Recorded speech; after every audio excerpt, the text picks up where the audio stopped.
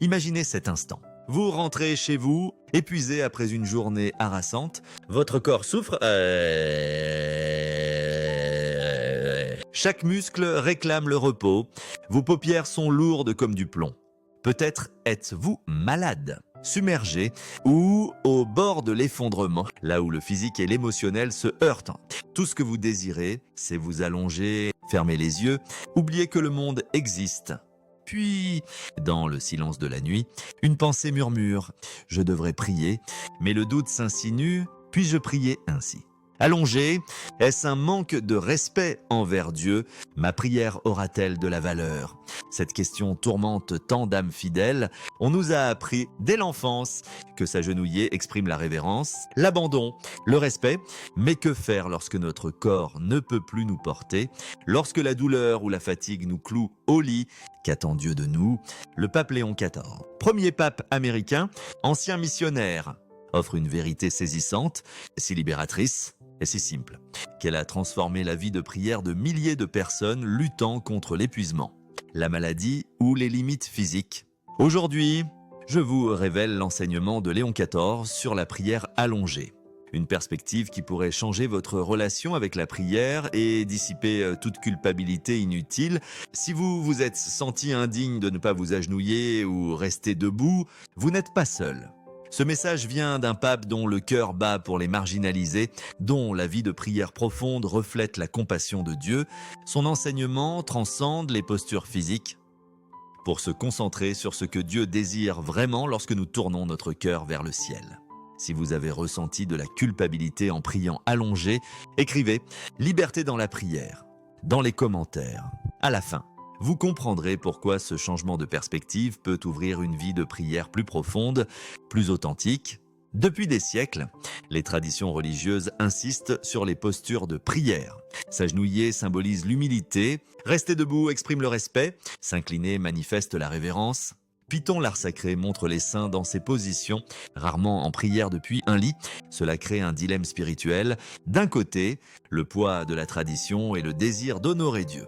De l'autre, la réalité des limites physiques. Épuisement, maladie, vieillesse, handicap, besoin de repos. Ce conflit, rarement abordé ouvertement, est profondément douloureux. Combien sont tombés endormis en essayant de prier correctement, se réveillant dans la honte?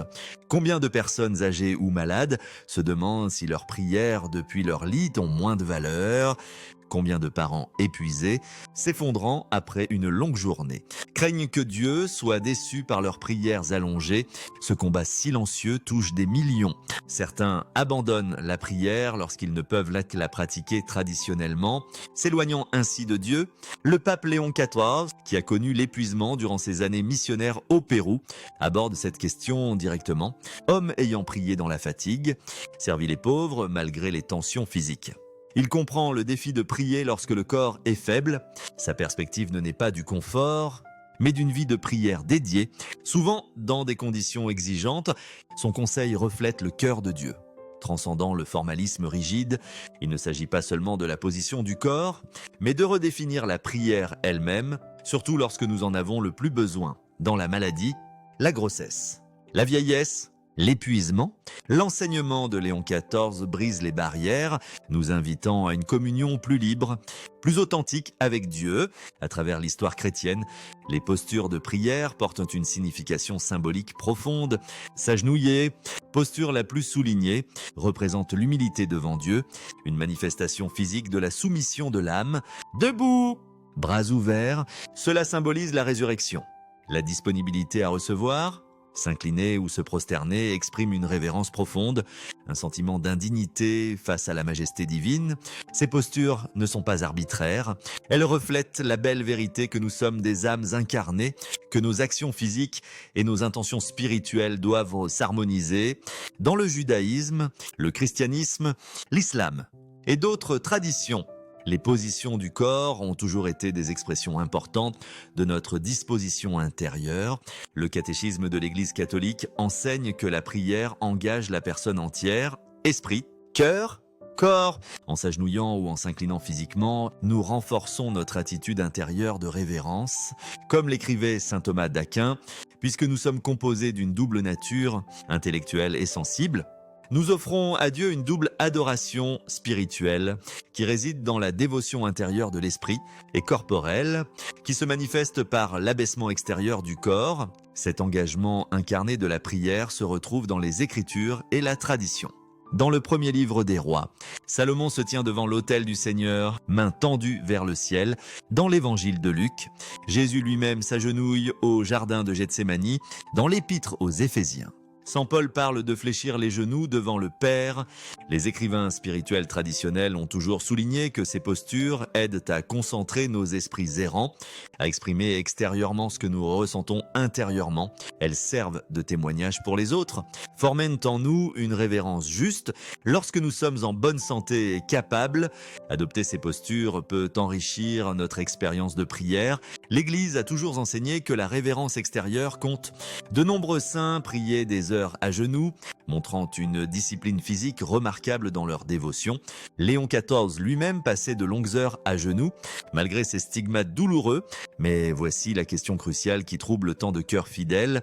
Que se passe-t-il lorsque nous ne pouvons plus adopter ces postures traditionnelles? Que faire en cas de maladie qui nous confine au lit? Que dire des personnes âgées dont les genoux ne portent plus leur poids? Que dire des parents ou travailleurs épuisés dont le corps exige le repos? Que demande l'Église? Et surtout, que demande Dieu dans ces situations? C'est là que la sagesse profonde de Léon XIV nous offre une lumière libératrice. Peu de leaders spirituels incarnent aussi authentiquement la tension entre limitation physique et dévotion indéfectible que Léon XIV. Né Robert Francis Prévost en 1955 dans les quartiers ouvriers de Chicago, il n'a jamais cherché la gloire, mais la grâce, ordonné en 1182 comme frère Augustin. Il a passé des années comme missionnaire au Pérou, servant les pauvres et les marginalisés. Sa vie de prière ne s'épanouissait pas dans le silence ou le confort, mais dans des chapelles poussiéreuses après de longues journées de service, quand son corps était épuisé, mais son esprit refusait de se reposer.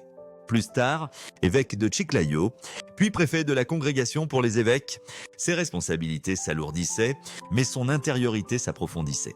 Élu pape en 2027, il choisit le nom de Léon XIV en hommage à Léon III, voix prophétique pour la dignité du travail et les enseignements sociaux de l'Église. Dans cet esprit, Léon XIV affronte les crises d'aujourd'hui, technologie, isolement, perte de la dignité humaine avec un appel à une prière ancrée dans la compassion, non dans la perfection. Contrairement aux mystiques marqués par des stigmates ou des visions, la sainteté de Léon XIV brille dans les lieux cachés, dans la fatigue chronique, l'épuisement physique, les fardeaux pastoraux portés en silence. Pourtant, son âme reste ancrée, la prière est le souffle de l'âme, dit-il souvent. Ce n'est pas une question d'éloquence ou de posture, mais de présence honnête, ouverte, brute. Un moment illustre sa profondeur. Lors d'une visite pastorale, une femme alitée confessa en pleurs qu'elle ne pouvait plus s'agenouiller, craignant que ses prières soient moindres. Léon XIV répondit avec douceur. Pensez-vous que Dieu voit votre position ou votre cœur? Il l'assura que Dieu chérit l'amour plus que la posture, que la faiblesse offerte dans la foi devient une force à ses yeux. Un homme blessé est incapable de se redresser. Il l'a dit. Les prières que vous murmurez dans la douleur sont peut-être les plus puissantes. Elles sont honnêtes, abandonnées, vraies. Pour Léon XIV, la prière n'est pas une performance. C'est une relation, c'est l'âme qui s'appuie sur le Père, avec ou sans mots, avec ou sans mouvement. S'il chérit la révérence physique quand elle est possible, il enseigne que le cœur est le véritable autel. Que l'on soit debout dans une cathédrale ou allongé dans un lit d'hôpital, l'essence de la prière reste la même. Élever son cœur et son esprit vers Dieu avec amour, de la manière dont on peut. L'un des enseignements les plus libérateurs de Léon XIV est celui-ci. Dieu désire l'offrande honnête de votre cœur, bien plus que toute posture physique. Ce n'est pas un écart par rapport à la tradition. C'est un retour à son essence, une vérité ancrée dans les Écritures et la sagesse vécue de l'Église.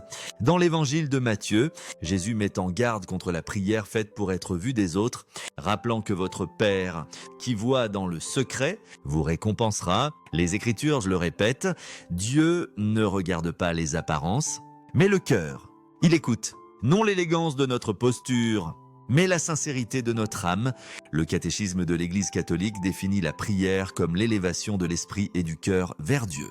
Il ne dit rien sur le fait de se tenir debout, s'agenouiller ou s'incliner, car bien que ces expressions soient belles quand elles sont possibles, elles ne donnent pas son pouvoir à la prière. Léon XIV, façonné par des années de prière dans l'épuisement comme missionnaire et frère, l'a compris de première main. Il priait non seulement dans des chapelles, mais dans des bus, des lits d'hôpital, des nuits trop fatiguées pour s'agenouiller. Il connaissait la force de la prière née de la faiblesse. Il demanda un jour à des soignants d'imaginer un enfant malade murmurant « Maman, je t'aime » depuis un lit. Impuissant, une mère se détournerait-elle parce que son enfant n'est pas debout? Bien sûr que non. Ces mots, offerts dans la fragilité, la toucheraient encore plus profondément. De même, Dieu chérit nos prières, même lorsque nous sommes trop épuisés pour nous lever, peut-être même davantage. Ce sont des moments de communion pure, dépouillés à des patients en soins palliatifs. Léon XIV dit « Lorsque vous êtes allongés et tournez simplement vos pensées vers Dieu avec amour, sans mots, vous priez parfaitement. Les anges portent chaque soupir d'amour au ciel. Cet enseignement ne rejette pas les postures traditionnelles. Léon XIV les honorait, s'agenouillant quand il le pouvait, s'inclinant quand c'était approprié. Ces gestes éveillent la révérence, alignant le corps sur l'âme. Mais la révélation clé est celle-ci. Les postures servent la prière. La prière ne sert pas les postures. Ce sont des outils, non des exigences, des aides, non des conditions. À travers ce prisme, la prière devient radicalement inclusive. Que vous soyez fort ou malade, jeune ou vieillissant, à genoux ou sur le dos, Dieu est proche. La porte de la communion est ouverte, non parce que nous prions parfaitement, mais parce qu'il aime parfaitement. C'est la sagesse libératrice de Léon XIV. La prière la plus puissante n'est pas la plus élégante, mais la plus honnête. Considérez Marie, la mère de Jésus. Tout au long de sa vie, jeune femme, elle s'agenouillait sans doute dans une prière fervente. Pourtant, au pied de la croix, accablée de chagrin, elle pouvait à peine tenir debout. Dans sa vieillesse, la tradition suggère qu'elle priait dans des positions plus simples. Ces prières perdaient-elles de leur valeur à mesure que ses capacités physiques changeaient? Absolument pas. Cette perspective nous libère d'une culpabilité inutile et ouvre la prière à tous, les personnes âgées, les malades, les parents épuisés, les personnes handicapées, les femmes enceintes, les travailleurs de nuit. Aucune limitation physique ne peut nous séparer de l'amour de Dieu ou du pouvoir de la prière. Maria, une femme âgée d'un petit village italien, partage une histoire qui illustre magnifiquement la liberté trouvée dans l'enseignement de Dieu. Pendant des années, elle se forçait à s'agenouiller près de son lit pour prier son chapelet. Malgré une arthrite sévère qui rendait chaque instant excruciating, elle s'endormait souvent de douleur et d'épuisement avant de finir, se réveillant coupable et spirituellement inadéquate. Après avoir découvert la perspective de Dieu, elle commença à prier confortablement allongée. Pour la première fois depuis des années, dit-elle, « J'ai complété mon chapelet entier avec une attention totale et une profonde dévotion. Je n'étais pas distraite par la douleur ou la lutte pour rester droite. Je pouvais simplement me concentrer sur Jésus et Marie. Ma vie de prière a fleuri comme je ne l'aurais jamais cru possible. Cette transformation n'est pas rare. Beaucoup découvrent que, libérés de l'inconfort physique et de la culpabilité inutile, leurs prières deviennent plus concentrées, plus sincères, plus fécondes. Les enseignements de Léon XIV offrent non seulement une sagesse théologique profonde, mais aussi des étapes pratiques, simples, rendant la prière accessible dans chaque état de vie, y compris lorsque nous sommes confinés au repos, pour ceux limités par la maladie, l'âge ou l'épuisement. Ces conseils apportent libération, dignité, grâce. Voici 5 pratiques clés qu'il recommandait pour prier efficacement allongé, chacune enracinée dans la révérence, l'honnêteté, l'intimité spirituelle profonde. Premièrement, créer un seuil mental par un geste simple. Même lorsque le corps bouge peu, Léon XIV encourageait un moment bref, intentionnel, de transition. Cela peut être aussi doux que tracer une croix sur votre front ou votre poitrine en étant allongé. Il ne s'agit pas de formalité, mais de signaler à votre cœur et votre esprit que vous entrez dans un espace sacré. Ce petit geste, fait avec intention, donne le ton pour la communion avec Dieu. Deuxièmement, fixez votre attention. Même dans l'immobilité, la prière demande de l'attention. non de l'activité physique. Léon XIV suggérait de poser votre regard sur une image religieuse, peut-être un crucifix au mur ou un chapelet près de votre oreiller. Si ce n'est pas possible, fermez simplement les yeux. Ce qui compte, disait-il, c'est que votre regard intérieur soit tourné vers le ciel. Ce n'est pas où sont vos yeux, mais où est fixé votre cœur. Troisièmement, embrassez la puissance de la simplicité. Quand les forces manquent, ne vous chargez pas de mots élaborés. Léon XIV recommandait souvent des prières courtes, sincères, répétées avec amour. Jésus, j'ai confiance en toi. Seigneur, prends pitié. Merci. Seigneur, ces prières, murmurées ou simplement pensées, ouvrent l'âme à la grâce. Dieu écoute l'amour, pas la longueur. Nous rappelait-il. Quatrièmement, offrez votre faiblesse comme un culte. L'un des enseignements les plus profonds de Léon XIV est que la limitation physique peut devenir une prière sacrificielle. Parfois, disait-il, la plus grande prière est l'acceptation. Lorsque vous unissez vos douleurs, votre fatigue ou votre immobilité à la souffrance du Christ, vous joignez votre croix à la sienne. Ainsi, votre faiblesse devient une offrande sainte, silencieusement puissante aux yeux de Dieu. Cinquièmement, s'endormir n'est pas un échec. Beaucoup craignent que s'assoupir pendant la prière signifie un échec. Léon XIV balayait doucement cette peur. Si vous vous endormez en parlant avec amour à Dieu, ne vous troublez pas. Un enfant qui s'endort dans les bras de ses parents est toujours aimé. Le repos, offert dans la confiance, devient un abandon. À travers ses intuitions, Léon XIV redéfinit la prière, non comme une tâche limitée par la posture ou la perfection, mais comme une relation vivante, respirante, que vous soyez debout dans une église ou allongé dans un lit. Vous n'êtes jamais disqualifié pour communier avec Dieu. En fait, certaines des prières les plus honnêtes et transformatrices naissent dans le silence du repos, murmuré aux confins de l'épuisement. Ainsi, la prière ne devient pas seulement quelque chose que nous faisons, elle devient ce que nous sommes, une posture du cœur, une élévation de l'âme, accessible à tous, en tout temps. Léon XIV offre une compréhension profondément compatissante et spirituellement ancrée de la prière, équilibrant magnifiquement révérence et réalisme. Il ne rejette pas les postures traditionnelles, loin de là, s'agenouiller dans l'humilité, se tenir debout dans l'émerveillement.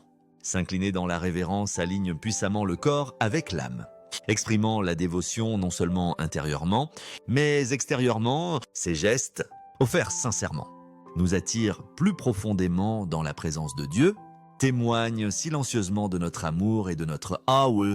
Mais Léon XIV établit une distinction cruciale entre ne pas pouvoir et ne pas vouloir.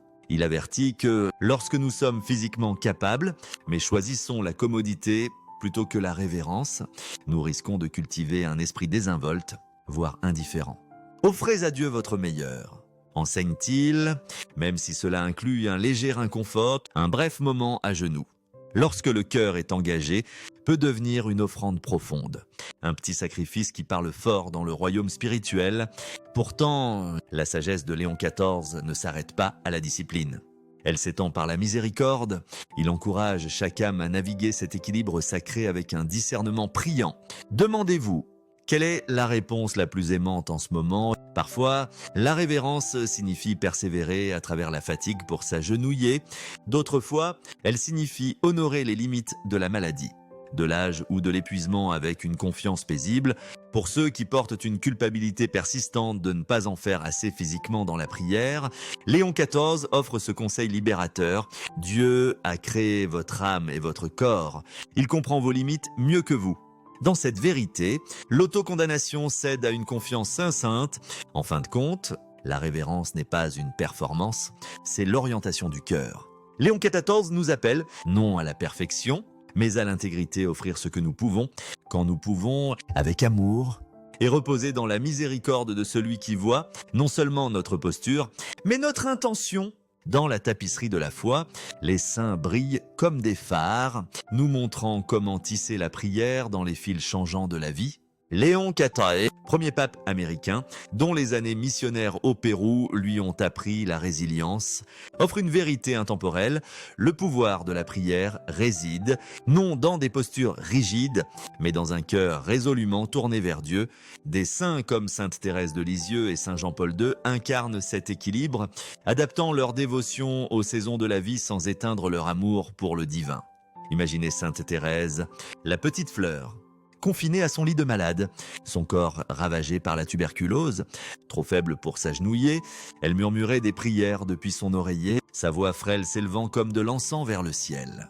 Sa confiance simple, enfantine, transformait ce lit humble en sanctuaire, prouvant que la dévotion n'a besoin d'aucun grand geste, seulement d'une âme embrasée d'amour.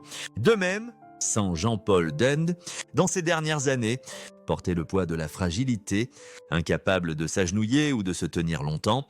Il priait depuis une chaise ou un lit, ses mains tremblantes serrant un chapelet, son cœur toujours une cathédrale de foi. Leurs limites physiques n'amoindrissaient pas leurs prières, elles les approfondissaient, révélant la vulnérabilité comme une offrande sacrée. L'enseignement de Léon XIV fait écho à cette sagesse. La posture n'est pas la prière, elle est au service de l'intention du cœur, en bonne santé. Nous pouvons nous agenouiller en avoué devant l'autel, nos corps reflétant notre révérence. Dans la maladie, la fatigue ou l'âge, nous nous adaptons, allongés, assis en silence. Pourtant, la dévotion reste intacte. Que ce soit dans une cathédrale majestueuse ou une chambre d'hôpital, la connexion à Dieu perdure, vibrante, inébranlable. Cet équilibre rend la révérence universelle, accessible à tous des plus robustes aux plus fatigués. Léon XIV, qui priait dans l'épuisement, dans les villages reculés du Pérou, nous invite à embrasser cette liberté.